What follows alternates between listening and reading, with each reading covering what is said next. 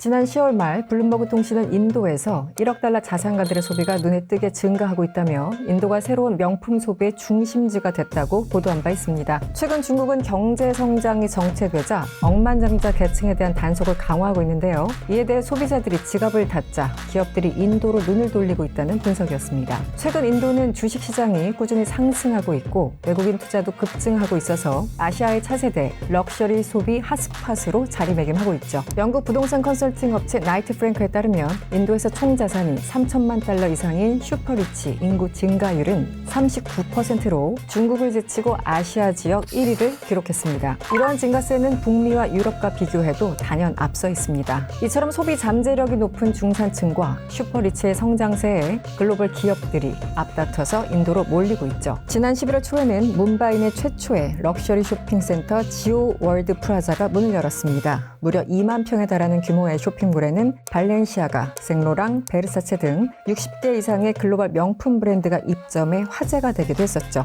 뿐만 아니라 미국 기업 애플도 올해 4월 뭄바이와 뉴델리에 첫 애플 스토어를 열었습니다. 당시 팀 쿡 애플 CEO가 직접 개장식에 참여해서 인도 시장의 중요성을 강조했습니다. 세계적 기업들이 앞다퉈 소비시장에 뛰어들고 있는데요. 그렇다면 이들이 인도에 집중하는 이유는 무엇일까요? 안녕하세요. 저는 이승원이고요. 오늘은 인도에 대해서 조금 더 가까이 들여다보겠습니다.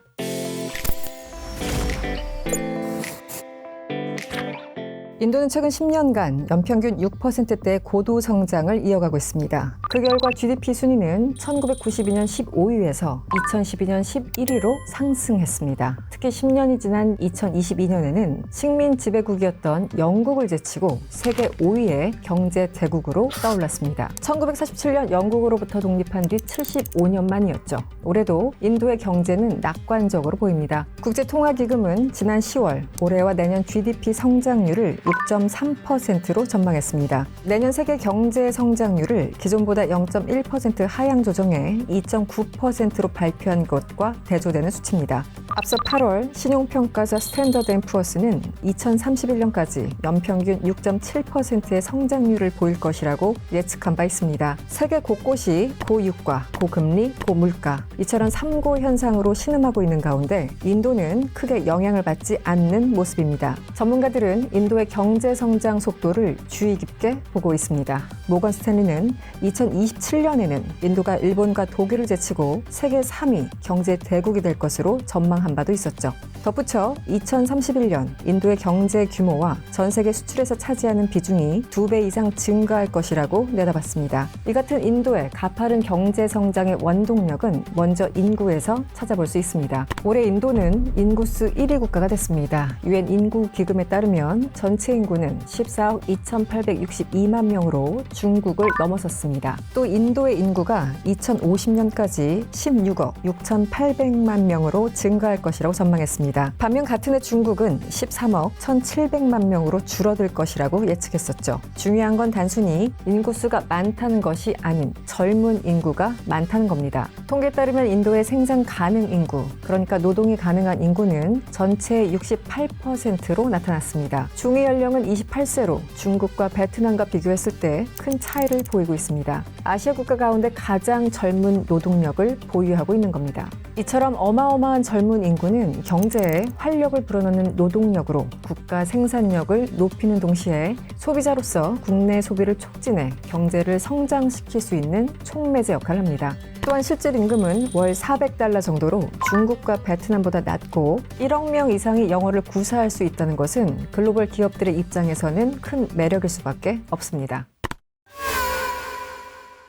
한편 인도 정부는 규제 혁신을 통해 산업 성장을 도모해왔습니다. 2014년 모디 총리는 집권 직후 Make in India라는 슬로건을 내세운 바 있었죠. 이는 인도를 제조업의 허브로 만들겠다는 경제개발 정책으로 과도한 서비스 의존에서 벗어나 고용 유발 그리고 낙수 효과가 큰 제조업을 집중적으로 육성해 인도를 세계 공장으로 키우겠다는 것이 골자입니다. 일자리 창출과 생산 능력을 확보해 국민 소득을 높여 소비를 촉진시키고 수입국에서 수출국으로 전환하려는 겁니다. 일례로 지난 2015년에는 스타트업 생태계 활성화를 위해서 다양한 지원 정책을 마련해 기업 육성에 나섰습니다. 그 결과 기업 가치 1조 원이 넘는 비상 비상장 신생기업, 이른바 유니콘 기업들이 대거 생겨났고 미국과 중국에 이어서 세계에서 세 번째로 많은 유니콘 기업들이 성장할 수 있었습니다. 또한 심화된 미중 갈등과 코로나19, 특히 중국 당국의 엄격한 제로 코로나 정책으로 기업들은 타격을 입기 시작했고 이후 탈중국 기조 속에 인도는 수혜를 누리기도 했습니다. 대표적으로 애플은 중국에서의 제품 생산 의존도를 줄이기 위해 최근 수년간 인도와 베트남 등지로 생산 다각화를 꾀하고 있습니다. 여전히 중국에서 대부분의 아이폰이 생산되지만 인도에서 생산량이 늘어나면서 지난 3월 말 기준 전체 7%를 차지했습니다. 앞서 지난 1월 애플은 인도에서 아이폰 생산 비율을 최대 25%로 확대할 계획을 발표한 바 있습니다. 한 민간 연구소는 보고서를 통해 지난해 서방 기업들의 생산기지 구축 등 이른바 그린필드 투자가 2021년 대비 4배나 폭증했다고 전했습니다.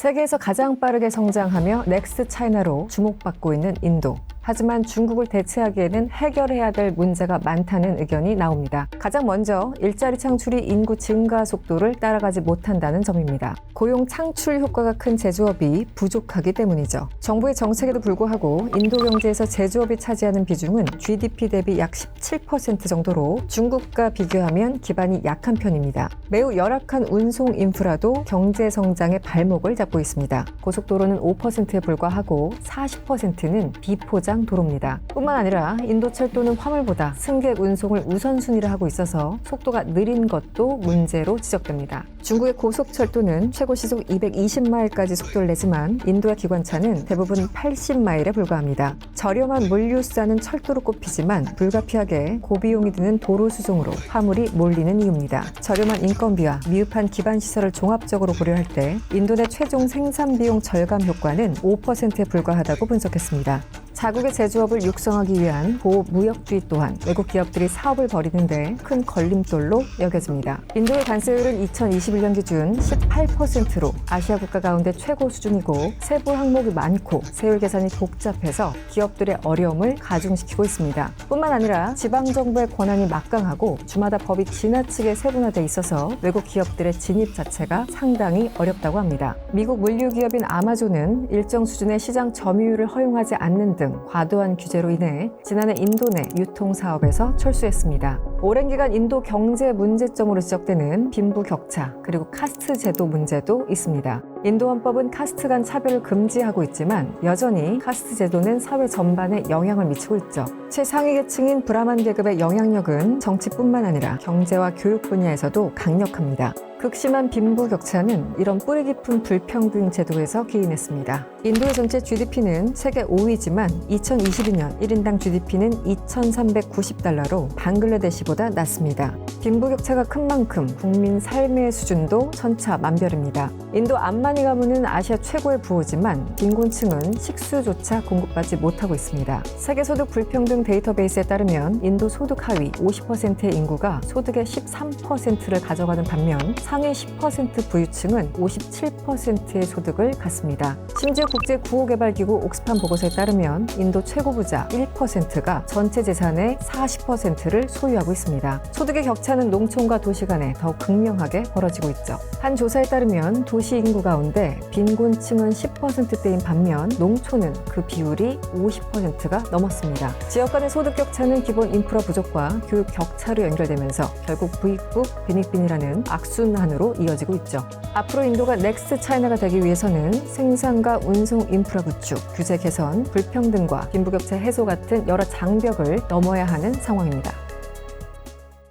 국제통화기금은 인도 경제가 상당히 빠른 속도로 성장하면서 향후 54년간 세계 경제에 기여하는 비중이 높아질 것이라고 전망했습니다. 국제 정세와 인구 증가로 인도의 위상은 그 어느 때보다 높아지고 있죠. 하지만 모든 곳에는 명암이 있습니다. 이 같은 높은 경제 성장률을 유지하기 위해서는 앞서 언급한 문제들을 해결해야만 합니다. 더불어 코로나 봉쇄를 풀고 다시 경제 성장에 박차를 가하는 중국을 따라잡아야 세계의 공장으로 자리매김할 수 있습니다. 과연 인도는 경제 상승세를 이어가면서 그 자리를 차지할 수 있을까요? 월드클로저 이승원이었습니다.